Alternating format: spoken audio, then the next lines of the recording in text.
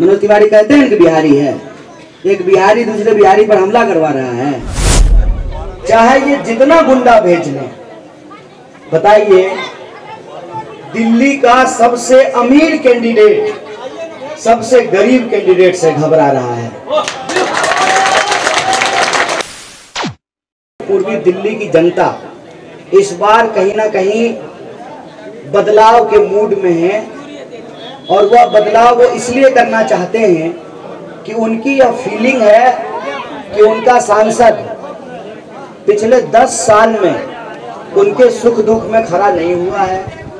उनके लिए जो वो वादे किया करते थे कि हम डबल पुश्ता बनाएंगे, सड़कें बनाएंगे, अस्पताल बनाएंगे, सेंट्रल स्कूल खोलेंगे, किसी भी वादा को उन्होंने पूरा नहीं किया है। तो क्या सिर्फ बिहार में भी लोगों की यही भावना है? आप लोग भी परिवर्तन चाहते हैं क्या? जोर से बोलिए। आप सब परिवर्तन चाहते हैं और आपको भी लगता है कि आपके सांसद आपके बीच में नहीं आते हैं, सुख दुख में नहीं आते हैं। तो अगर आपने ऐसा मन बनाया है तो मैं सिर्फ आपको इतना कहने के लिए आया हूं कि चाहे ये हमारे ऊपर जितना हमला करवा लें, चाहे ये जितना गुंडा भेज लें, बताइए दिल्ली का सबसे अमीर कैंडिडेट सबसे गरीब कैंडिडेट से घबरा रहा है। 10 साल से सांसद हैं। सांसद जो होगा सो देख लेंगे ना 4 तारीख को। मैं जो कह रहा था कि इनका ना एक तरीका है। पहले क्या करते हैं ये कि लोगों को डराते हैं कि कोई सवाल पूछे ही नहीं। जब इंसान नहीं डरता है और सवाल पूछता है तो उसको बदनाम करते हैं, और जब बदनामी से भी इंसान नहीं रुकता है तब हमले करवाते हैं। हमले से भी जब नहीं रुकता है तब खरीदने का कोशिश करते हैं। अभी जो है ना तीसरे स्तर पर हम पहुंचे हैं।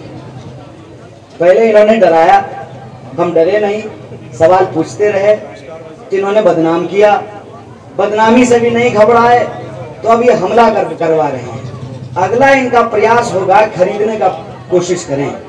तो एक बात मैं आपको कह देता हूं, जब तक मेरी सांस चलती रहेगी ना, इनकी तिजोरियों में जितना धन है, आपको मालूम है ना कि 10 साल में ये सांसद सबसे गरीब कैंडिडेट से सबसे अमीर कैंडिडेट बन गए। आपके खाते में 15 लाख रुपया पहुंचा क्या? इनके खाते में 28 करोड़ रुपया पहुंच गया है। इसलिए मैं आपसे कहता हूं कि इनकी तिजोरियों में चाहे जितना भी दम हो, हम गरीब जरूर हैं लेकिन हमारा ईमान बिकाऊ नहीं है।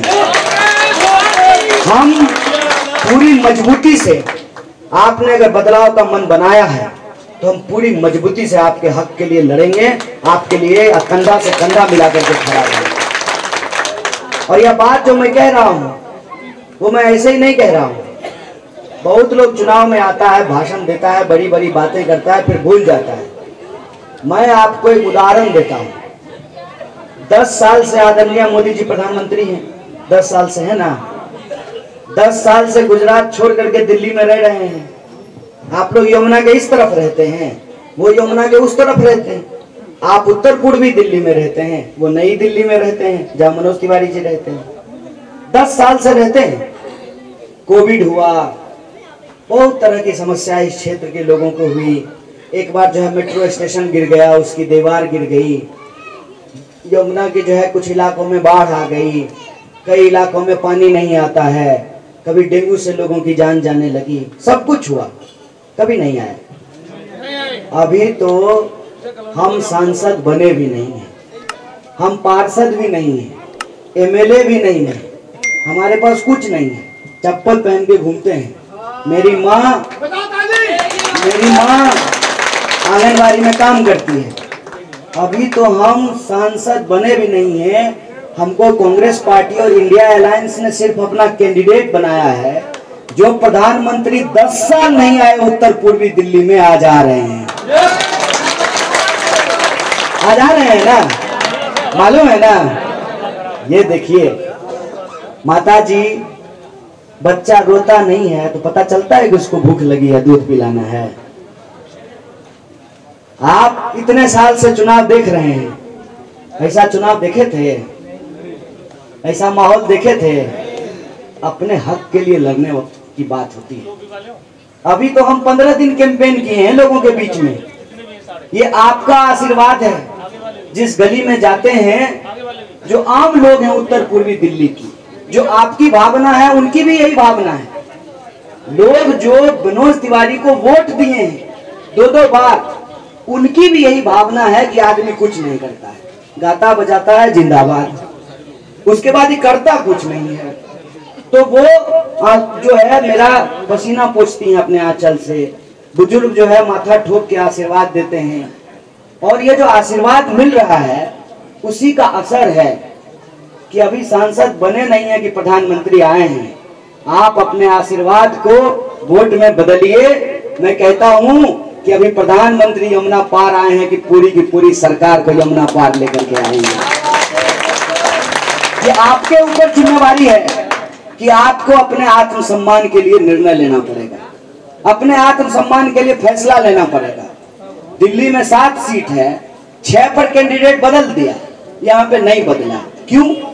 क्योंकि उनके दिमाग में ये है कि हम लोग यही डिजर्व करते हैं। तो हमको उनको मैसेज देना पड़ेगा कि ठीक ठाक इंसान भेजोगे जो लोगों का काम करे, सांसद का काम करे। मनोरंजन करते हैं, अच्छी बात है, लेकिन मनोरंजन करना एक बात है, सांसद की भी एक जिम्मेवारी होती है कि क्षेत्र के लोगों के सुख दुख में खड़ा हो, क्षेत्र के लोगों की समस्याओं को संसद में उठाए, अपनी सरकार से फंड ला करके क्षेत्र के लोगों का विकास करे। ये भी सांसद का काम होता है। खाली इंस्टाग्राम पे रील बनाने से होगा? चमक चमक छम, ये नहीं होगा ना। और इसीलिए अब उनको घबराहट हो रही है। घबराहट में हमारे ऊपर हमला करा रहे हैं। अब लग रहा है बिहार से हैं, कहाँ मकान है? तो मनोज तिवारी क्या कहते हैं कि बिहारी हैं, कहते हैं ना। आपका समस्तीपुर मकान है, मेरा बेगूसराय मकान है। मनोज तिवारी कहते हैं कि बिहारी है। एक बिहारी दूसरे बिहारी पर हमला करवा रहा है, बोलिए। नाम का बिहारी है, काम का बिहारी नहीं। इसीलिए हम आपको कह रहे हैं कि आपने अगर मन बना लिया है इस बदलाव का, तो आप बदलाव कीजिए। हम कंधे से कंधे मिला करके आपके न्याय की आवाज के साथ खड़े रहेंगे। और हमको इनसे संघर्ष करना आता है। ये संघर्ष का ही असर है ना कि कैंडिडेट बने हैं तो इतना घबरा रहे हैं। सोचिए कि आपका आशीर्वाद अगर हमारे सर पर रहेगा और 5 मिनट के लिए अभी आए हैं, अगर 5 साल के लिए आप लोगों ने अपने बीच रह लिया तो संसद में ऐसा दहाड़ेंगे कि उत्तर पूर्वी दिल्ली की जनता के हक और अधिकार को ये छुपा नहीं पाएंगे, रोक नहीं पाएंगे। इसीलिए हम आपसे आग्रह करने के लिए आए हैं या निवेदन करने आए हैं। वक्त बहुत कम है। अगर आप परिवर्तन करना चाहते हैं तो आपके सामने विकल्प है। अगर आप खुश हैं तब तो कोई बात ही नहीं है।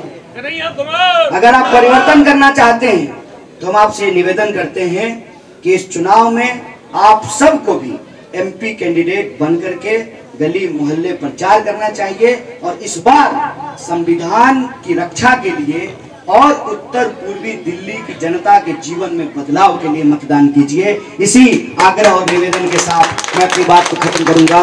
बहुत बहुत धन्यवाद, बहुत बहुत